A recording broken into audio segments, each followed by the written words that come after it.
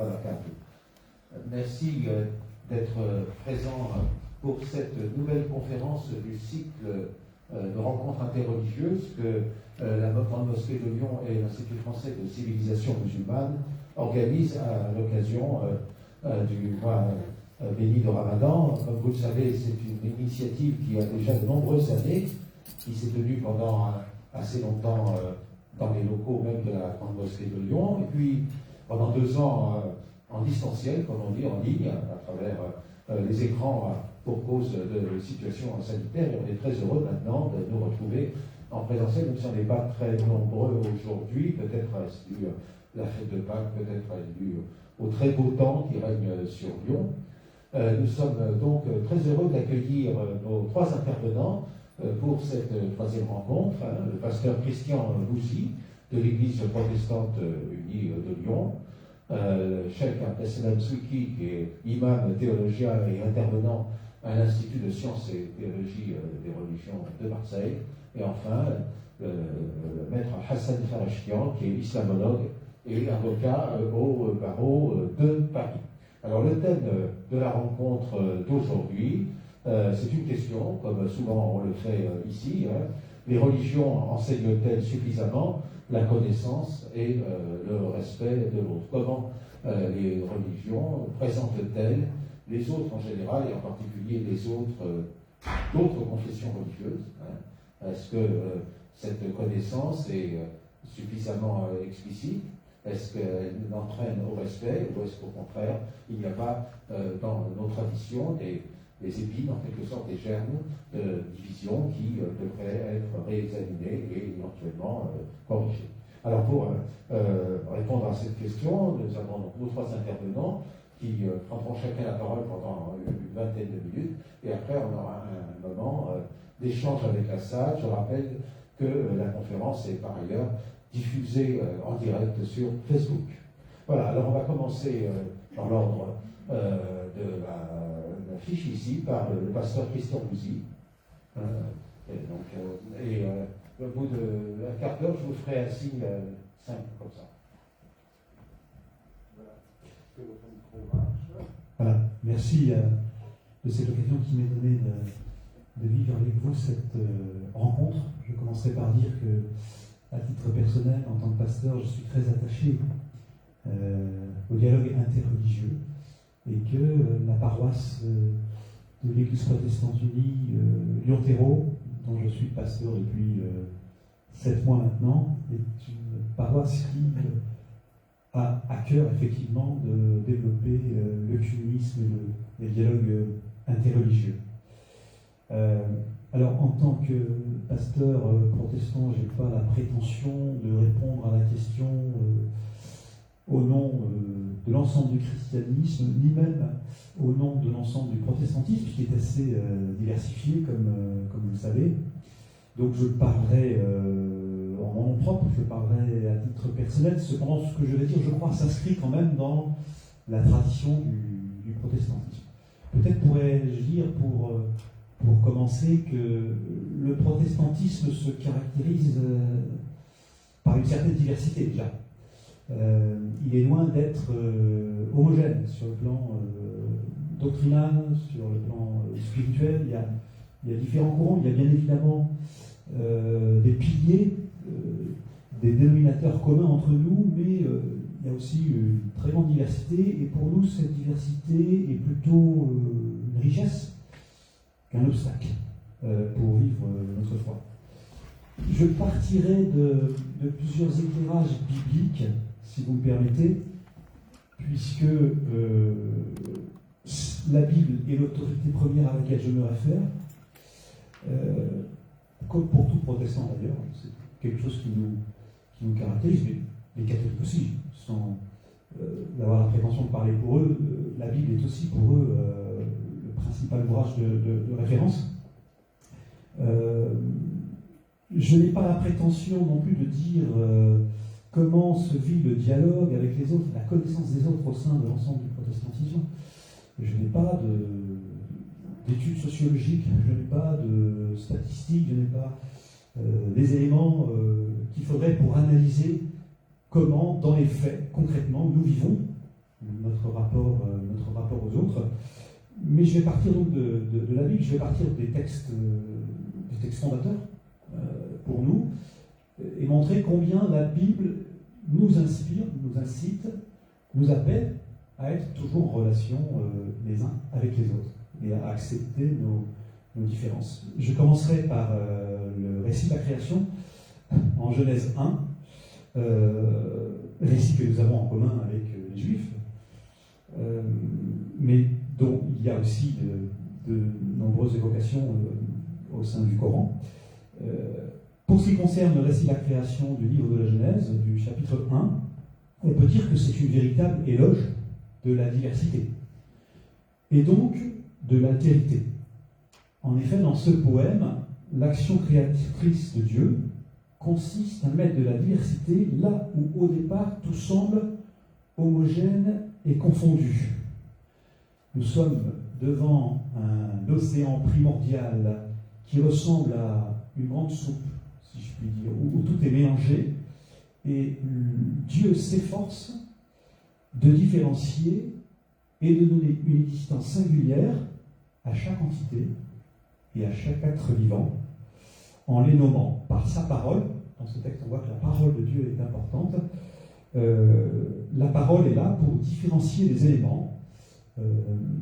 D'abord la lumière et l'obscurité, ensuite les eaux d'en haut, les eaux d'en bas. Et puis, plus on avance dans ce poème, plus on découvre que l'action de Dieu est véritablement de diversifier, de donner place à la plus grande diversité possible. Et on a l'impression que c'est un processus qui ne s'arrête pas. Donc je dirais que la différence, d'après ce récit, est une bonne chose. Il y a d'ailleurs un refrain qui revient très régulièrement dans ce poème de la création. Dieu vit que cela était bon. Chaque fois qu'il y a un peu plus de diversité, Dieu voit que cela est bon. Donc, on pourrait dire que la différence et l'altérité est une bénédiction en tant que telle. C'est en tout cas la conclusion que j'en tire, et certainement pas un obstacle à la vie. Deuxième récit très important pour nous, toujours dans le Premier Testament, c'est le récit de la tour de Babel, que vous connaissez sans doute, récit qui se trouve au chapitre 11 du livre de la Genèse. Ce récit, sans vous le lire, je peux le résumer rapidement. Les humains, à un moment donné, décident de se réunir, de se rassembler pour construire une tour. Ils se disent les uns aux autres, bâtissons-nous une tour dont le sommet atteigne le ciel. Faisons-nous un nom. Faisons-nous un nom. C'est donc leur décision, leur projet. Autrement dit, mettons en place un pouvoir qui prendra la place de Dieu, puisqu'il s'agit de toucher le ciel, il s'agit d'atteindre le ciel. Il s'agit d'atteindre ce qui, par définition, est inaccessible. Donc, un pouvoir qui prendra la place de Dieu et qui façonnera un seul peuple, une seule nation, une seule culture, une seule langue, en éliminant donc toute particularité et toute différence. On pourrait dire que ce projet des humains, illustre la tentation totalitaire par excellence, qui est inscrite dans la nature humaine et que nous voyons à l'œuvre de bien des façons à travers le monde. Pas besoin de faire de dessin ou de citer des exemples précis, vous les avez toutes et tous en tête. La tentation totalitaire est inscrite dans la nature humaine. Et voyant cela, nous raconte le rédacteur de ce récit, Dieu s'inquiète et veut arrêter cette entreprise dangereuse. Ils sont un seul peuple, je cite, ils parlent tous la même langue, ce n'est là que le commencement de leur œuvre, c'est ainsi que Dieu parle, et il décide de les disperser. La suite du récit montre que la bénédiction de Dieu passe par la nécessité de sortir de l'entre-soi, par le refus de toute entreprise totalitaire, par par le refus de laisser les hommes se faire un nom par eux-mêmes, la bénédiction de Dieu passe aussi par cet appel à sortir de l'entre-soi, à se détacher de son lieu d'origine pour aller à la découverte d'autres contrées. Et là, je pense en particulier au récit d'Abraham, qui arrive juste après le récit d'Abel. Lorsque Dieu dit à Abraham, va-t'en de ton pays, du lieu de tes origines, de la maison de ton père, va vers le pays que je te montrerai. Donc là encore, le projet de Dieu, c'est que l'humain ne reproduise pas le même, qu'il ne recherche pas l'identique, mais qu'il aille à la rencontre de l'autre, des autres. Je fais cette fois un saut jusqu'au Second Testament pour parler de Jésus. Ce sera mon troisième point. Jésus a combattu le repli identitaire, le communautarisme, et même, pourrait-on dire, le nationalisme, en traversant sans cesse les frontières. Les évangiles nous le décrivent comme un homme qui marche sans arrêt et qui traverse les frontières, qui ne cesse d'aller et de venir d'une région à l'autre, et qui très souvent va en territoire païen, qui ne reste pas seulement parmi les Juifs, mais qui va rencontrer d'autres personnes qui ont une autre culture et bien évidemment aussi d'autres croyances. On pourrait même ajouter que Jésus s'est fait provocateur à l'égard du rigorisme juif de son époque, en ne cessant de transgresser certains interdits. Je pense au sabbat, mais je pense aussi, plus généralement, aux règles de pureté, qui empêchaient ceux qui étaient déclarés purs d'aller à la rencontre de ceux qui étaient déclarés impurs. Il n'a eu de cesse de transgresser, de faire tomber ces frontières, ces barrières qui pouvaient séparer les uns des autres, et donc empêcher toute relation, toute rencontre, tout dialogue entre les uns et les autres. On pourrait dire qu'il a fait tomber les murs, surtout les murs construits pour défendre une identité particulière. Souvenez-vous justement du projet des humains à Babel. Faisons-nous un nom. Est-il possible de se forger une identité par soi-même? C'est la question. On a parlé beaucoup dans notre histoire récente en France de la question de notre identité. On est souvent dans l'illusion qu'on peut se forger une identité par soi-même. Or, Jésus va nous montrer que cette identité nous est donnée, que cette identité n'est pas forcément homogène, elle n'est même pas du tout homogène, elle est faite d'altérité, et surtout, elle nous est donnée par Dieu. C'est Dieu qui nous nomme, c'est Dieu qui nous fait ses enfants, ne cesse de rappeler Jésus, et du coup, c'est de lui dont nous recevons cette identité.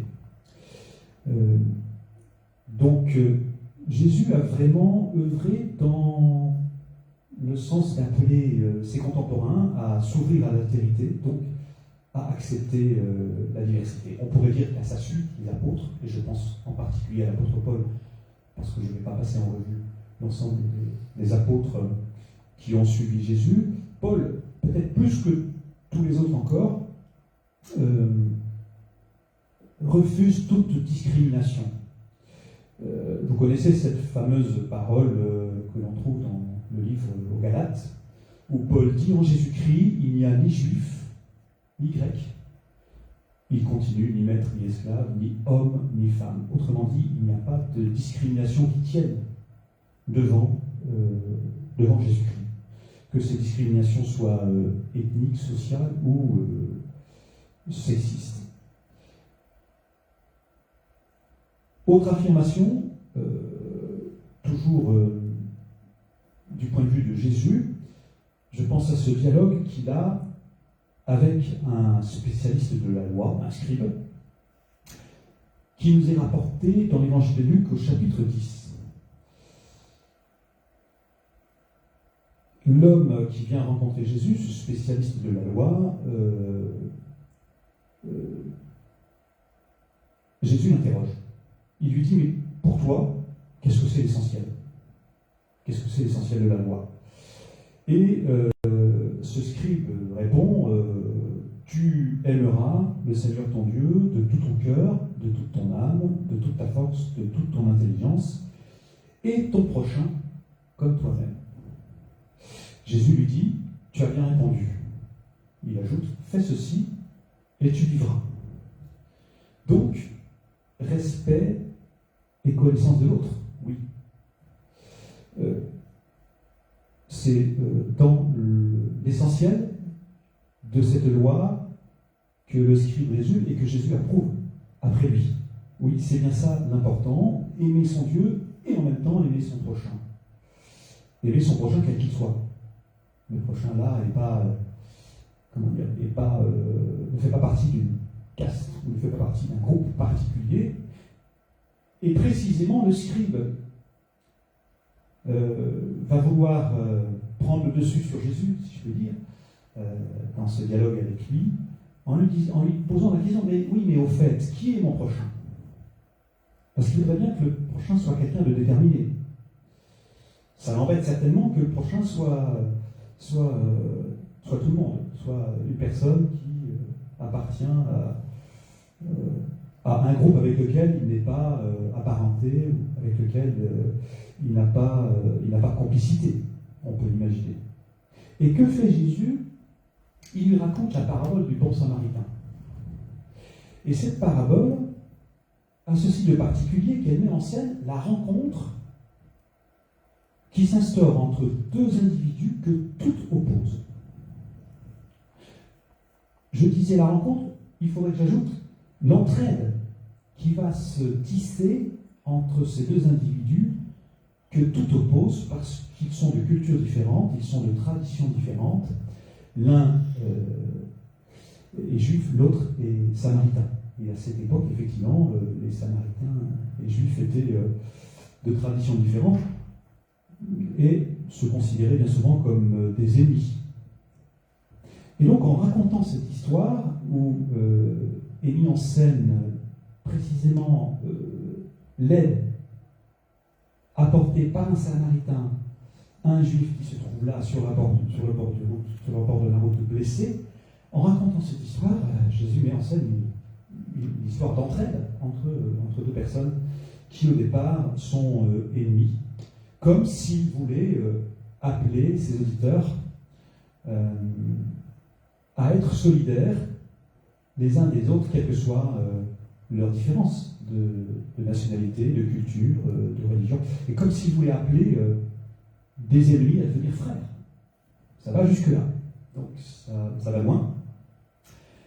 Ainsi, on pourrait dire qu'à la lumière de ces éclairages bibliques, je dirais que la foi, ma foi en tout cas dans Dieu de Jésus-Christ, révélée en Jésus-Christ, est fondamentalement ouverture à l'autre. L'autre avec un grand A, le tout autre, comme le disait un théologien protestant du nom de Karl Barth, le tout autre. L'autre avec un grand A, Dieu, la transcendance, mais aussi l'autre avec un petit a, mon prochain. Pour le dire autrement et avec des images, pour moi, la foi, c'est un chemin qui me relie à autrui. Ce n'est certainement pas un mur qui me sépare de lui, encore moins une forteresse pour me protéger de lui. Même si, hélas, et l'histoire nous le montre, les religions ont bâti beaucoup de murs et de forteresses, mais pas suffisamment de chemins et de passerelles entre elles, il n'empêche que, pour moi, c'est fondamental. Si la foi devient fermeture à l'autre, alors elle n'est plus la foi. Et là, je reprendrai le double commandement que Jésus a approuvé. L'amour de Dieu va avec l'amour du prochain. L'un ne va pas sans l'autre. J'ajouterai, en ce temps de Pâques, puisque c'est aujourd'hui le dimanche de Pâques, fête de la résurrection pour nous, nous lisons souvent ce passage de l'évangile de Jean, où les disciples quelques jours après la mort de Jésus, se retrouve dans la maison de l'un d'entre eux, et il est dit que les portes de cette maison sont verrouillées, la maison est fermée à double tour, car ils vivent dans la peur. Ils craignent de subir le même sort que Jésus. Alors ils se retrouvent là, entre eux, calfeutrés, repliés sur eux-mêmes, jusqu'au moment où une présence surgit au milieu d'eux. Une présence. Le ressuscité se tient debout parmi eux. On pourrait dire le Dieu vivant se tient parmi eux. L'Esprit de Dieu fait irruption, comme un souffle, qui s'engouffre dans ce lieu confiné. Et alors, les portes et les fenêtres de cette maison vont s'ouvrir en grand, parce que le vivant leur dira « La paix soit avec vous ». Il viendra apporter la paix là où justement il y a la peur, puisqu'ils sont entre eux dans la crainte. Et il ajoute « Je vous envoie comme le Père m'a envoyé ». Autrement dit, et pour moi c'est une belle métaphore, une belle image, arrivant, faisant irruption dans cette maison fermée à double tour, le rôle de Dieu, le vivant, c'est d'ouvrir ce qui est fermé. C'est de faire de telle sorte que ses disciples, ses apôtres puissent sortir de chez eux, sortir de leur enfermement pour aller vers les autres, vers ceux et celles qui leur sera donné de rencontrer. Donc, pour moi, c'est une belle parabole riche en métaphores qui me rappelle que fondamentalement, la foi est ouverture aux autres et que l'Esprit de Dieu n'est pas un esprit qui attise la peur, mais un esprit qui, au contraire, m'appelle à la confiance. D'ailleurs, le mot foi, en tout cas dans le grec du Nouveau Testament, le mot foi, ça veut dire la confiance. Merci de votre attention.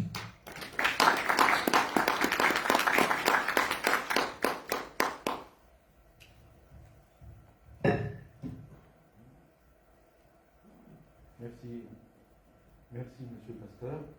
Vous avez bien tenu le temps. Donc on va passer maintenant à l'intervention de Abdeslam Messouki, qui est imam, théologien et intervenant à l'ISTR de Marseille. Donc, même chose, une vingtaine de minutes, au bout de 15 minutes, je vous ferai un petit signe, il reste 5 minutes seulement.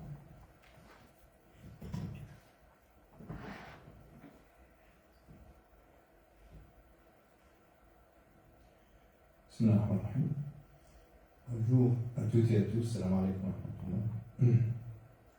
Je suis heureux d'être parmi vous. Merci et barakallahu fi l'équipe de l'Institut de nous avoir offert cette occasion pour échanger et pour essayer de partager avec l'honorable audience ce que Dieu nous a instruit. Donc, parler de l'autre et de l'altérité, en fait, c'est parler d'une valeur centrale du Coran. L'homme créateur de l'homme, Allah, Dieu créateur de l'homme, lorsqu'il lui a insufflé de son esprit, il a imprimé dans son tréfonds l'ensemble de ses qualités, mais en vignettes, dit le prophète dans ce hadith du Bukhari. Ar-Rahman, le tout miséricordieux, a créé Adam à son image, donc pas l'image bien sûr, l'image éthique et morale et pas l'image physique. Donc l'homme est porteur de toutes ces qualités divines, borné bien sûr par sa condition humaine. L'homme a une infinité de potentialités. Sur les milliards et les dizaines de milliards d'hommes qui se sont succédés sur Terre, on ne trouvera pas deux personnes qui soient superposables, qui soient calquées l'un sur l'autre. Et c'est la volonté de Dieu de créer justement une infinité de singularités humaines. Chacun est censé offrir à Dieu, une adoration en fonction justement de cette singularité, de cette spécificité. Ceci dit, Dieu nous a invités tous, toutes et tous, pour justement mutualiser cette expérience de Dieu, cette expérience de la vie, parce que tout un chacun aborde la réalité ou la méta-réalité en fonction de sa subjectivité, et on ne lui demandera pas plus que ça. Il suffit juste qu'il mutualise, qu'il se mette en communication, en dialogue avec les autres, pour s'offrir justement les autres possibilités, les autres, pas toutes, mais en fonction de sa possibilité, de sa réceptivité, donc à travers le fait d'aller vers l'autre, de chercher, de quêter, s'offrir la possibilité d'accéder à la vérité sous d'autres angles, et s'offrir aussi l'occasion de se rectifier, de se dégrossir de ces préjugés, parce que dans un entre-soi culturel communautaire, l'homme est amené très souvent à colporter les clichés, les rumeurs, les demi-vérités, et lorsqu'il se confronte à l'autre, lorsqu'il se met en dialogue avec l'autre, il s'offre aussi la possibilité de se dégrossir, de dépoussiérer, de désennuager son corps, son esprit de tous ces préjugés pour aller au plus près de la vérité sans jamais l'atteindre. La vérité est une asymptote vers laquelle nous tendons tous sans jamais la posséder. Elle nous fait mouvoir, elle nous meut cette vérité, elle nous fait bouger, mais jamais on la possédera. En lisant parce qu'il s'agit bien sûr de parler de religion, et la place faite par ma religion à l'autre, et elle altère aussi, altère, c'est l'autre poussé un peu jusqu'à l'opposition, on va dire, qui est censé me déranger, mais tant mieux, et tant pis pour moi, si je suis dérangé par l'autre, ça m'inquiète, donc ça me fait bouger, ça me fait déconvertir pour me reconvertir sur plein d'aspects.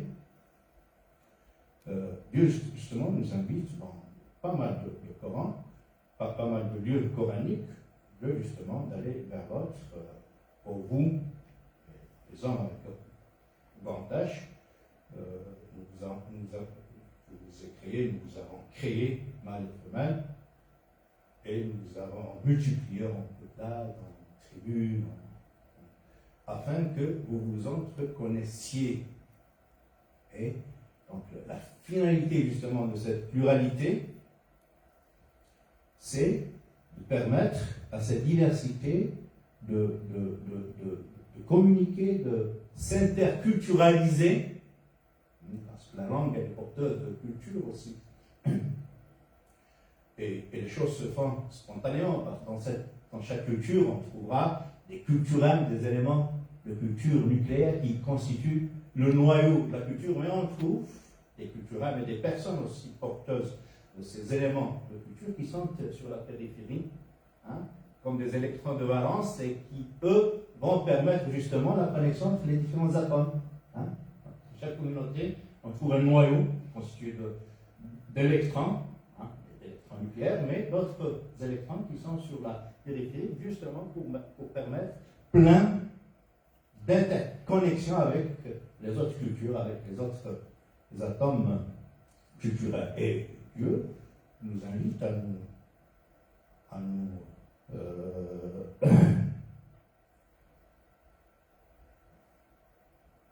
excusez-moi, je sors mon verset, c'est les aléas de la technologie, au lieu de prendre un papier comme les amis, je voulais la jouer un peu en direct. Donc, dans plein de versets, Allah, il nous invite de nous étonner de ces gens-là qui veulent verser toute l'humanité dans un seul moule, dans une seule communauté. C'est-à-dire dans le sens contraire de ce que Dieu a voulu et décrété, ولو شاء dans la sourate Hud, la 11e sourate, si je ne m'abuse, 78, ولو شاء ربك لجعل الناس أمة واحدة ولا يزالون مختلفين إلا من رحم ربك ولذلك خلقك. Si ton Seigneur l'avait voulu, il aurait fait de vous une seule Ummah, une seule communauté. Et ils ne cesseront d'être différents, ces gens-là, ces créatures humaines, jusqu'au jour du jugement dernier. Et c'est pour ça qu'il les a créés. Je vous fais une phrase. Sinon, ceux qui ont fait l'objet d'une miséricorde. Et c'est pour ça qu'il les a créés. Mais pourquoi tu les as créés, Dieu? C'est les exégètes qui se sont posé la question. Pour être différents ou pour mériter cette rahma, cette miséricorde divine. Eh bien, les uns penchés vers l'une, les autres vers l'autre. Hein.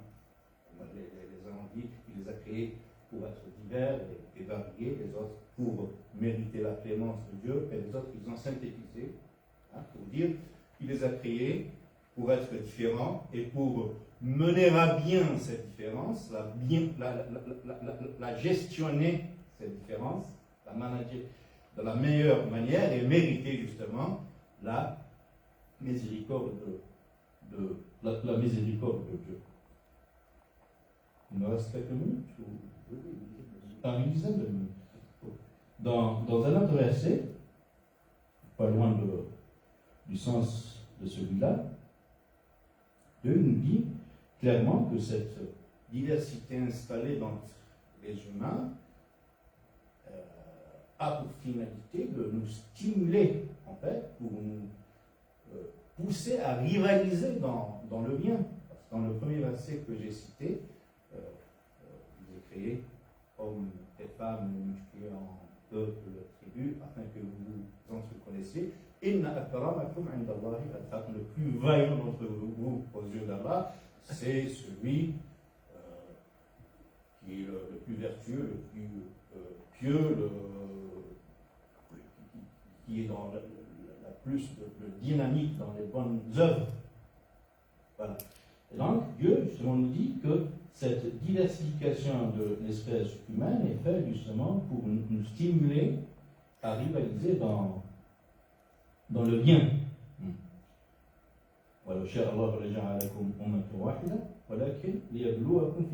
Si Dieu l'avait voulu, il vous aurait fait constituer d'une seule Ummah, mais il a ainsi agi afin de vous éprouver dans ce qu'il vous a donné comme singularité, rivaliser donc dans les sentiers du vrai, du bien, du bon et du juste. Et ce n'est qu'une fois retourner vers Dieu que vous allez rendre compte à Dieu et il tranchera d'entre vous.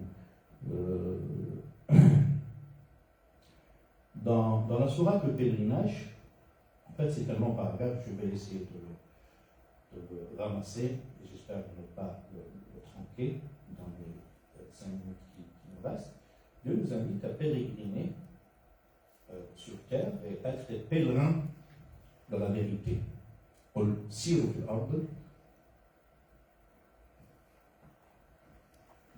أفلم يسيروا في الأرض فتكون لهم قلوب يعقلون بها أو آذان يسمعون بها فإنها لا تعمى الأبصار ولكن تعمى القلوب التي في الصدور.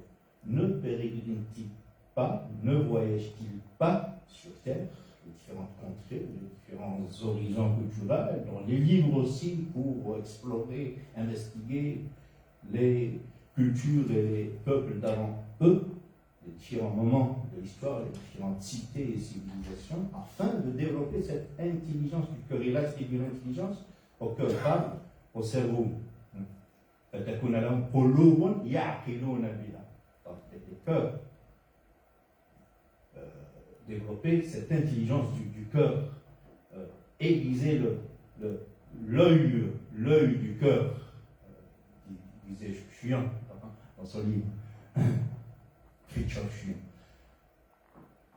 أو آذان يسمعون بها entendu par œil et oreille, l'œil du cœur et l'oreille du cœur aussi. Donc cette capacité d'écouter l'autre, hein, d'écouter les instructions données par l'histoire, car certes ce ne sont pas les yeux de la tête qui deviennent aveugles, mais c'est bien l'œil du cœur qui le devient. Donc une invitation à nous occuper justement de cet œil du cœur. Et en amont de cette chute, ce verset constitue une chute d'un long paragraphe en fait, dans lequel paragraphe il a parlé de deux choses. Le premier paragraphe, il a parlé de la liberté de conscience. Donc, offrir à l'autre la possibilité de croire autrement. Voire, mettre sa vie en péril pour permettre à l'autre d'adhérer à la foi qu'il juge salutaire pour lui ici-bas et dans l'au-delà. أذن للذين يقاتلون بأنهم ظلموا وإن الله على نصرهم لقدير الذين أخرجوا من ديارهم بغير حق إلا أن يقولوا ربنا. Je ne dis pas ça pour vous embêter en langue arabe, c'est juste pour le mettre en évidence, pour lui appliquer une traduction. Sinon, je ne saurais pas le traduire. Je ne connais pas le Coran en français, je le connais en arabe. Et donc, je le mets comme ça en surbrillance pour pouvoir lui appliquer, lui donner un essai de traduction. Donc, permission est donnée à ceux qui ont subi, qui subissaient les inquisitions, les Mécois ont entendu par là, les Sahaba et les compagnons, qui étaient obligés de quitter la mer parce qu'ils n'avaient pas cette possibilité de vivre une conscience libre, de vivre leur foi, et Dieu de leur permettre un autre point, un autre contexte où ils seront mieux accueillis. Et bien là, Dieu, il leur dit, souvenez-vous de ce moment d'inquisition et ne l'infligez pas aux autres qui pensent autrement que vous. Voire,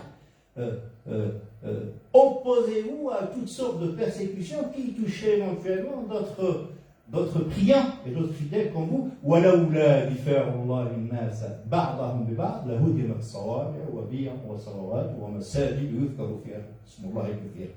Et s'il n'y avait pas cette autorisation qui vous a été donnée par Dieu, et s'il n'y avait pas cette opposition que vous allez appliquer à l'inquisiteur, hein, qui va empêcher les gens de jouir de leur liberté de conscience, alors beaucoup de mausolées, de synagogues, d'églises, et après il a généralisé, dit Mohamed Ibn Ashur dans sa grande compilation exégétique, il dit, ce paragraphe a été révélé avant la construction de la mosquée. Donc quand il dit masajid, il ne vise pas les mosquées, il vise les lieux de culte. Après avoir donné 3 exemples, il transpose, n'est-ce pas, il étend cette nécessité de défendre l'autre dans ce qu'il croit jusqu'à toucher toutes les manières de rendre le culte.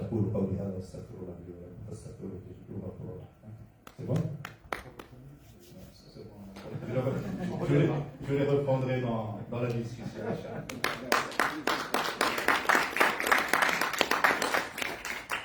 Merci. Donc on passe au troisième et dernier intervenant pour cette première partie de l'après-midi avec Maître Hassan Ferashtian, qui est islamologue et avocat au barreau de Paris, qui va représenter l'islam chiite.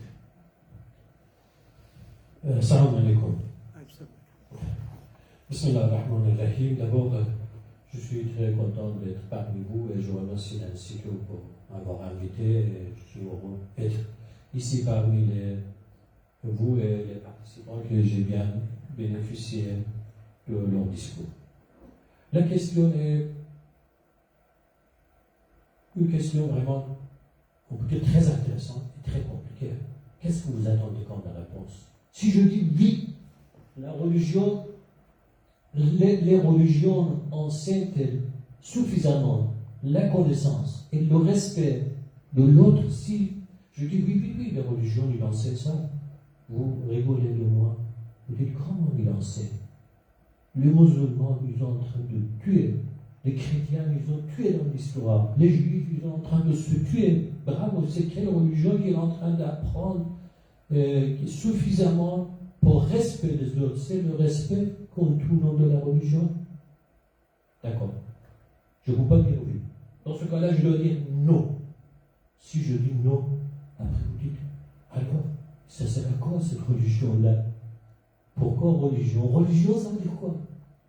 Relier. Le mot latin, n'est-ce pas? Relier.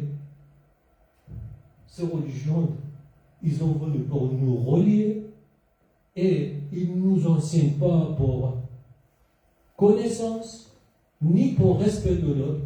Alors, encore, comment on va relier? On ne connaît pas l'autre. Comment on va respecter? On ne le connaît pas.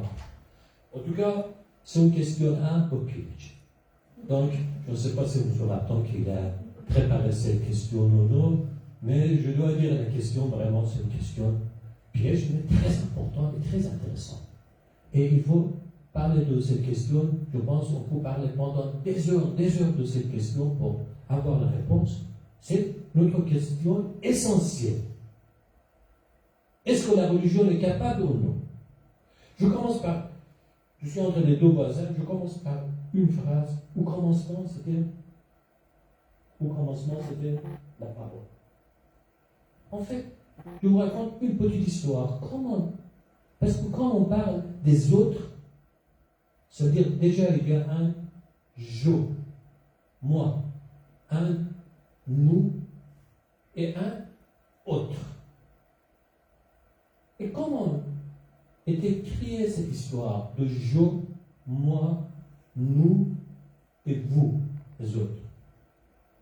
Au commencement, c'était les paroles. Il y avait un grand je. On l'appelle Allah, Dieu. Il était tout seul. Comme mon voisin tout à l'heure, il a dit, il a décidé un jour de créer quelque chose qui lui ressemble. Comme calife sur la terre. Quand 15 ans marhuia, moi j'étais une trésor caché. J'ai créé les êtres humains parce que j'avais envie de me présenter, de me manifester. Vous voyez, donc ça veut dire il voulait se présenter quelque part. Comment il se présente?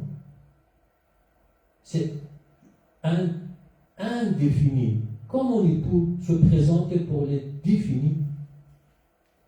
Il fait quelque chose qui lui ressemble. C'est nous, les êtres humains. Au départ, c'était un jeu. Moi, je m'appelle Adam. Après, il y avait un autre, Yves. Après, commence, c'est le grand jeu qu'il a envoyé, les petits jeux sur terre. Après, les jeux, moi. Après, nous sommes devenus nous, un ensemble. Un ensemble, on a commencé à faire une communauté dans les religions. Religion était pour nous relier au départ. Ce n'était pas pour nous séparer. Mais automatiquement, quand il y a une relation de religion, de ressembler, toujours il y a des frontières entre moi et les autres. Parce que religion, il crée une entité. Il y a une entité des êtres humains. Il y a les musulmans, les juifs, les chrétiens. Et chaque entité a besoin d'une identité. Et ça, c'est le problème. Quand on parle d'identité, c'est la première frontière. Ici, c'est ma maison. Et c'est à côté, c'est votre maison. On a besoin de se séparer. Quand je parle de ma maison, évidemment, je parle de votre maison. On est deux choses différentes. Dans cette entité, chaque entité avait besoin d'une identité. Et après, chaque religion, il se distinguait avec les autres. C'était quelque part, c'était normal au départ.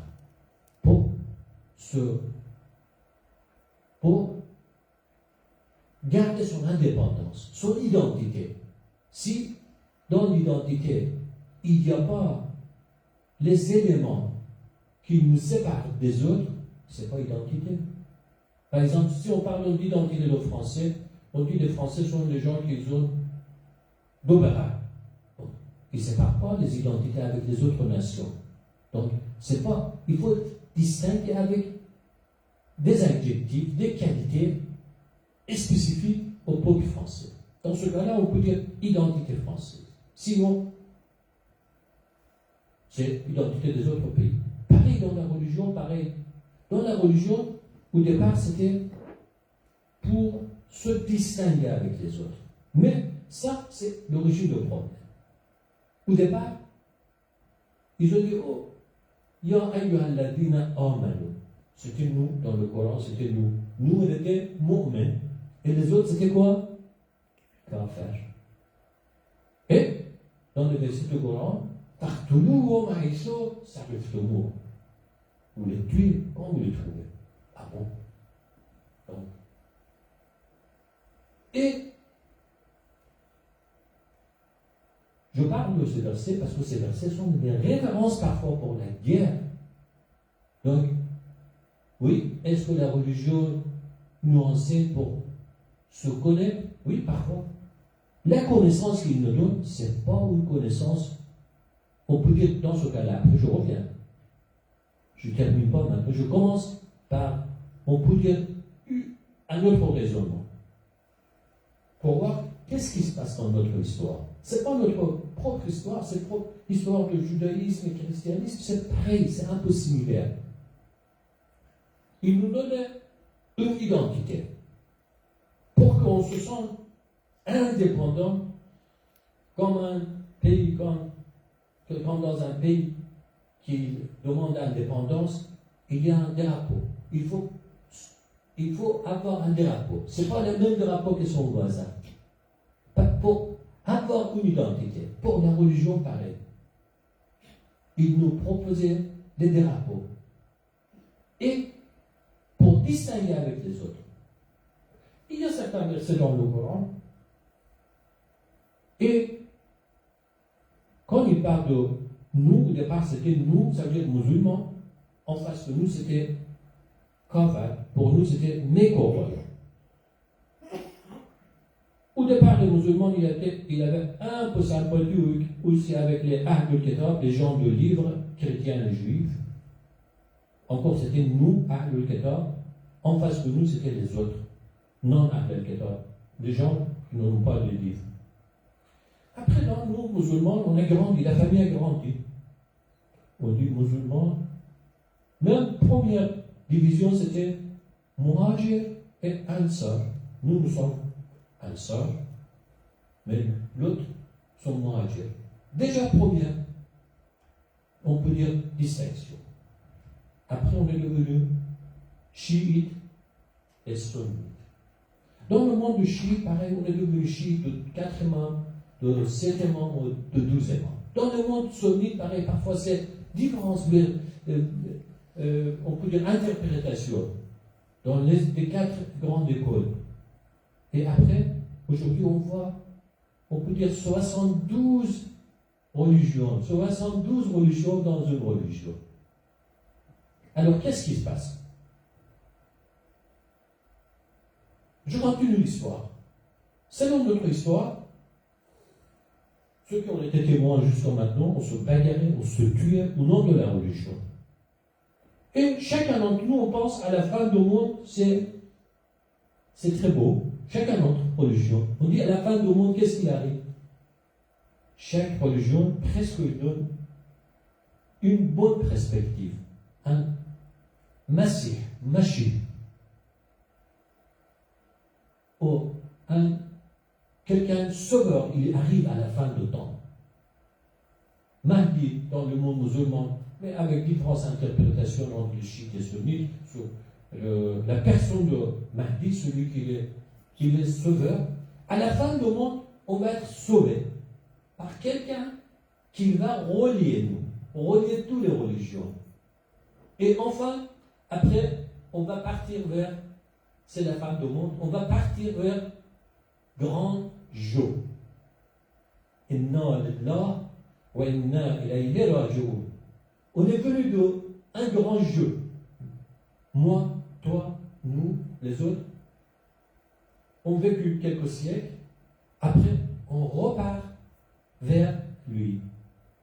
Si je parle scientifiquement, on peut dire, comme centrifuge, qu'il tourne, mais en fin de compte, il va centripeter. Il va vers le centre. C'est-à-dire, il tourne, mais inna lillahi wa inna ilayhi raji'un. Donc, je reviens pour notre histoire. Qu'est-ce qui se passe dans notre histoire? Qu'est-ce que ça nous gêne? Dans notre histoire, il y a plein d'éléments qui peuvent nous apprendre que c'est les signes d'identité dans la religion, c'était simplement pour s'identifier vis-à-vis des autres. Ce n'était pas un signe de préférence. إِنَّا جَعَلْنَاكُمْ شُعُوبًا وَقَبَائِلَ لِتَعَارَفُوا إِنَّ أَكْرَمَكُمْ, tout à l'heure vous avez dit إِنَّ أَكْرَمَكُمْ عِنْدَ اللَّهِ أَتْقَاكُمْ. Donc, ô les hommes, nous vous avons créé d'un mâle et d'une femelle, et nous avons fait de vous des nations et des tribus pour que vous connaissiez entre vous le plus noble d'entre vous auprès de Dieu et le plus pur d'entre vous. J'ai un hadith, je recite un hadith pour voir, il y a pas mal de renseignements dans l'islam de ce côté-là. Il y a deux renseignements. Ça dépend de notre interprétation. Il y a un renseignement, un certain verset, comme qui peut être utilisé par les gens, on peut manipuler les gens pour la guerre religieuse avec ces versets-là. Dans toutes les religions existent, ça veut dire avec l'interprétation, on peut manipuler les croyants vers la guerre. Guerre sainte, toujours la guerre est sainte. Pour les gens guerriers, la guerre est sainte. Pour la guerre sainte. Mais en réalité, est-ce que c'était la religion? Quand on regarde les exégèses, les interprétations, tafsir al-Qur'an, par exemple, un grand tafsir, mufassir, al-Lamita al-Tabawi, dans le tafsir al-Bizan, le chiite, il parle tous ces versets. Quand il dit vous faites la guerre avec les kuffars, quelle est la signification du mot kafir? C'est pas kafir ici, ça ne signifie pas celui qui ne croit pas à Dieu. Selon le verset, il parle tout à l'heure encore, mon voisin, il a récité le verset, que quand les gens ils étaient opprimés, c'est-à-dire on autorise, d'abord on n'autorise pas, vous n'avez pas le droit, vous êtes vous, les autres sont les autres. Vous n'avez pas le droit de toucher les autres. Sauf n'est-ce pas? Sauf quand vous êtes attaqué. Quand vous subissez l'agression, dans ce cas-là, vous vous défendez. Donc, selon cette interprétation, à la métabotapoïe, ces termes qui invitent les musulmans pour faire la guerre avec Kofa, mécroyants, ce n'est pas mécroyants idéologique. C'est les gens qui ont passé à l'acte. Donc, ces gens-là, ils disent oui. Au départ, même le prophète n'autorisait pas, c'est-à-dire l'islam n'autorisait pas. Mais en fin de compte, on dit d'accord, à partir de maintenant, vous êtes autorisés. On vous expulse de votre terre. Vous étiez de la Mecque. Vous êtes parti de votre territoire. Vous êtes allé à la Médine. Et maintenant, vous êtes autorisés. Vous ne laissez pas les gens vous faites expulser de votre territoire. Et donc, c'était ça. Il y a une chose que chaque musulman, tous les musulmans le connaissent, et ils répètent chaque jour. 5 fois par jour, ils répètent. C'est un retour, c'est un rappel.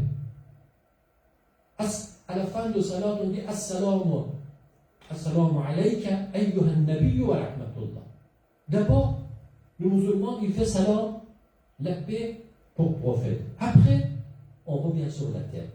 Et au moment de faire prière, c'est le moment de un peu déconnecter de terre, d'aller vers là-haut. Normalement, pendant le salat, on est déconnecté de matériel, on est vers spirituel. Quand on dit Allahu Akbar, Dieu il est plus grand, on revient vers les grands jeux, Allah. Et à la fin de salat, à la fin de notre prière, on est obligé de revenir sur terre. Quand on revient sur terre, quand on va revenir sur terre, on commence par trois petites phrases. D'abord, on salue le prophète. Après, on salue Assalamu alayna wa ala ibadillahi as-salihin. C'est nous. Vous voyez, encore c'est nous. Parce qu'il y a des autres aussi. Là on ne parle pas des autres. Premier salam, on parle de grand jour, Allah. Son représentant, le prophète. Et deuxième salam, Assalamu alayna, nous. Encore on ne parle pas des autres. Va ibadillahi as-salihin. Et troisième salam, c'est important, parce qu'on parle des autres aussi. Assalamu alaykum wa rahmatullahi wa barakatuh. C'est-à-dire, il y a un aller-retour vers là-haut et descendre en bas. Et dans la religion, il ne faut pas regarder un verset du Coran dans toutes les religions. Il ne faut pas regarder sans interprétation et dans l'ensemble. Dans l'ensemble, la religion est venue pourquoi? Si, je n'ai pas beaucoup de temps, mais je pense, d'accord. Donc, je reviens sur cette question. Inna adada turuq ila Allah ba'adadi anfas al-khalaiq. C'est un hadith. Ça veut dire les chemins d'aller vers Dieu, c'est au nombre des êtres humains. Dans un autre hadith, il y a une autre manière de parler de c'est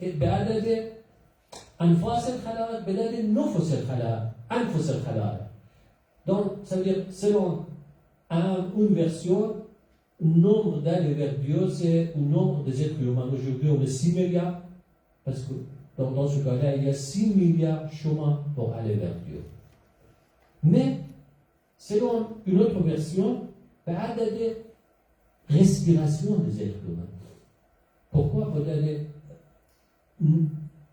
tanafus, respiration. Pourquoi? Parce que chacun d'entre nous, on a plusieurs chemins pour aller vers Dieu. Là, aujourd'hui, le chemin qu'aujourd'hui, on choisit. Moi, je choisis aller vers Dieu. Ce n'est pas le même chemin que j'ai choisi hier.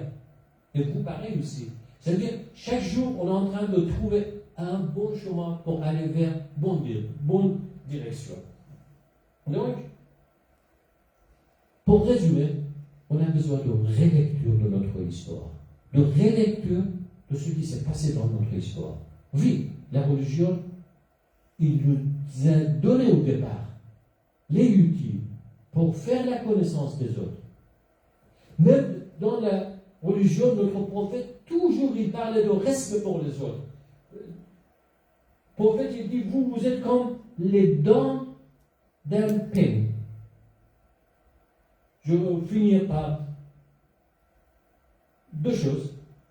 D'abord, par un poésie persan, donc de Saadi, grand poète iranien, que même il y avait un président français qui s'appelait Saadi, au nom de ce grand poète iranien. Il dit, les êtres humains, et ces poètes, il était mentionné dans les amphithéâtres de Nations Unies, aux États-Unis. Les êtres humains sont comme le membres d'un seul corps, car dans leur création, ils ont de même essence. Lorsqu'un membre souffre, les autres membres souffrent également. Voilà, ça c'est notre version, notre regard. Et je termine par une phrase de Ali ibn Abi Talib, quand il ouvre le Malik Ashar pour la gouvernance de l'Égypte, il lui dit, juste une petite phrase, il lui écrit une lettre. Comment tu fais ton comportement? Il dit, Ya Malik, fais en sorte que ton cœur soit compatissant, tendre et doux envers tes administrés. Ne sera pas. Donc, c'est mieux que je avance. Car tes administrés sont de deux sortes. C'est très important. Deux sortes. Soit un frère de même religion, ou bien un créateur comme toi. إنهم صنفان إما أخ لك في الدين, soit ils ont un frère dans la religion, soit ils ont la même créature, le même grand Dieu qui est devenu. Pour terminer, donc, dans la religion, je suis certain et sûr, même les autres religions, judaïsme, christianisme, donc à côté de moi, donc pasteur est présent. Dans toutes les religions, il y a des éléments pour aimer les autres, pour connaître les autres. Mais dans l'histoire, pour certaines raisons qu'on n'a pas le temps pour aborder pourquoi. Aujourd'hui, je n'ai pas parlé pourquoi. Juste, je dis comment. On peut un jour parler pourquoi. Aujourd'hui, j'ai parlé comment. Et pour n'importe quelle raison, avec cette interprétation, on est en face de nous. On peut imaginer que non, la religion, ils ne nous donne pas le respect, ils ne nous renseignent pas le respect, mais la réalité, c'est autrement. Bon, je termine avant que vous retirez mon micro. Merci beaucoup.